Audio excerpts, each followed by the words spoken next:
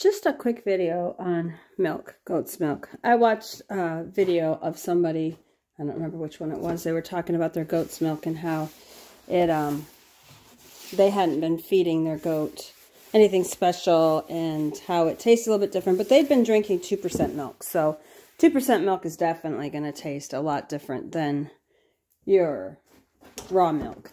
So I'm on a well, and you're supposed to cool your goat milk as soon as possible. So what I do is when I milk it, I have jars out here. I keep them covered so they stay cool. But I have well water, so it's really cold. And what I do is as soon as I milk, I stick it in the cold water. It's kind of it's the same concept of when you defrost a meat in your sink. You put it in room temperature water and it defrosts quicker.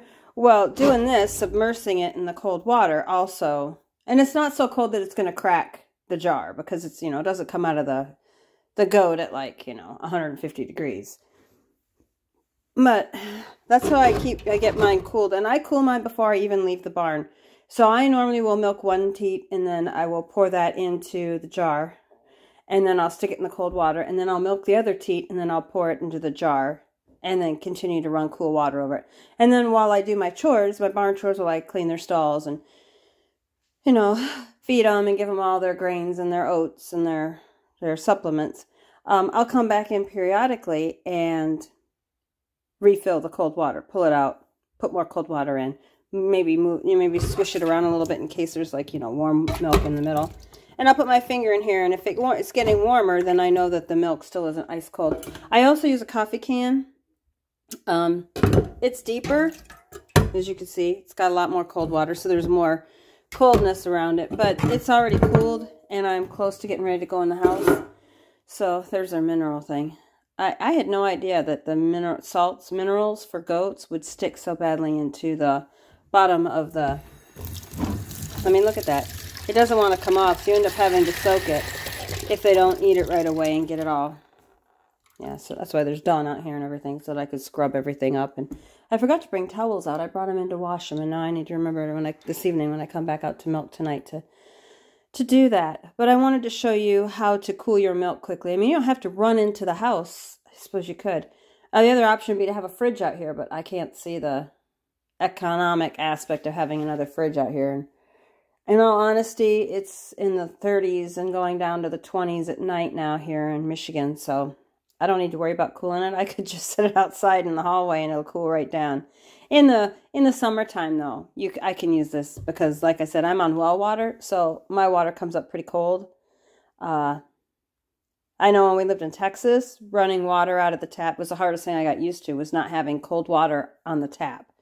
You had to put it in the fridge to cool it because it's just the pipes, they're not that deep because it doesn't ever freeze, and so your water was never cold like in Michigan, especially up here in the UP.